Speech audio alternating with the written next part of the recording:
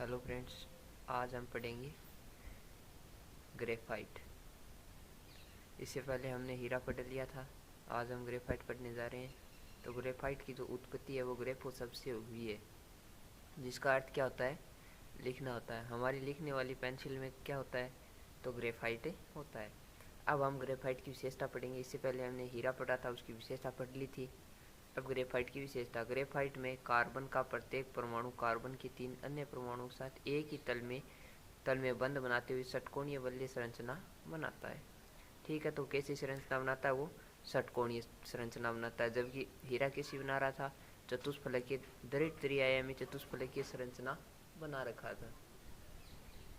ठीक है, ग्रेफाइट की संरचना में षटकोणीय तल एक दूसरे के ऊपर व्यवस्थित होते हैं होकर परत संरचना का निर्माण करते हैं। मतलब वो एक दूसरे के ऐसे समतल में एक दूसरे के ऊपर होते हैं। मुक्त इलेक्ट्रॉनों की उपस्थिति एवं दो परतों के मध्य उपस्थित स्थान के कारण ग्रेफाइट विद्युत का सुचालक होता है। मतलब अब एक दूसरे के ऊपर होते हैं तो इनकी पर एक संरचना होती है और इनके मध्य स्थान होता है, जिसके कारण मुक्त इलेक्ट्रॉन भी पाए जाते हैं इसमें, और ये क्या होता है, विद्युत का सुचालक होता है।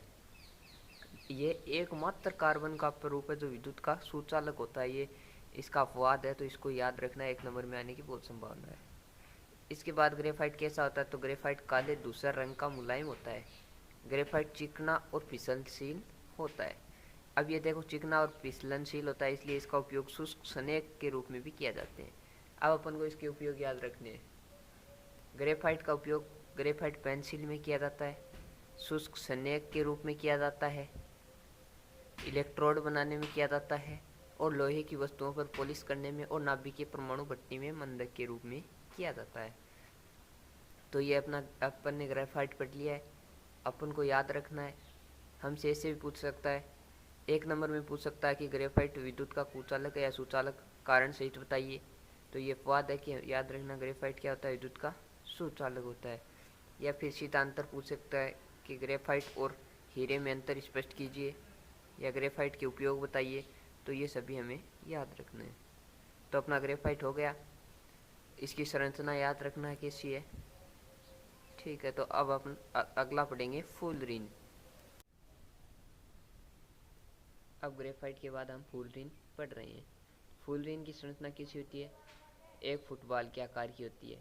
ठीक है, कैसी होती है, फुटबॉल के आकार की होती है, जो मैं आपको वीडियो में दिखा रहा हूँ, आप देख ले।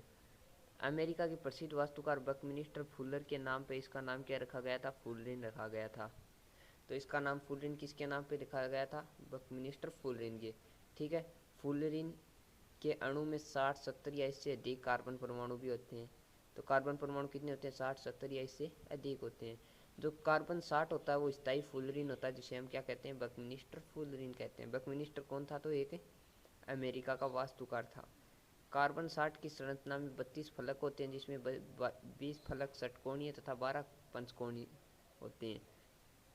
इसमें इसे बंकी बॉल भी कहते हैं। कार्बन 60 विद्युत का क्या होता है, कुचालक। तो कार्बन के हमने 3 अपरूप पढ़े, जिनमें से एक ही कार्बन का क्या था, चालक था, बाकी 2 क्या है, कुचालक है। कार्बन कार्बन के मध्य बंध लंबाई कितनी होती है, तो 1.40 एंगस्ट्रम होती है। इस एक का मतलब होता है एंगस्ट्रम। फुलरिन गोल गुंबद के रूप में पाया जाता है। ठीक है, मतलब फुटबॉल होती है वो गोल गुंबद के रूप में होती है। इसका उपयोग प्राकृतिक गैस के शुद्धिकरण में, आणविक बेयरिंग में, और उस ताप पर अतिचालक होने के कारण तकनीकी रूप से कार्बन का महत्वपूर्ण अपरूप है। तो ये अपना फुलरिन हो गया। फुलरिन के बारे में हमें यही बातें याद रखनी है। ठीक है, इस बार कार्बन के अब तीनों अपरूपों से प्रश्न आने की बहुत ही संभावना है, तो इन्हें अच्छे से पढ़ लें। प्रश्न अब फुलरिन से क्या प्रश्न बन सकता है कि फुलरिन के उपयोग बताइए, फुलरिन के कोई 2 उपयोग बताइए। तो आपको बता देने, प्राकृतिक गैस की शुद्धिकरण में, आणविक बेयरिंग में। पूछ लेता है फुलरिन की विशेषता बताइए, तो ये आपको फुलरिन की विशेषता बतानी है। ठीक है, ठीक है।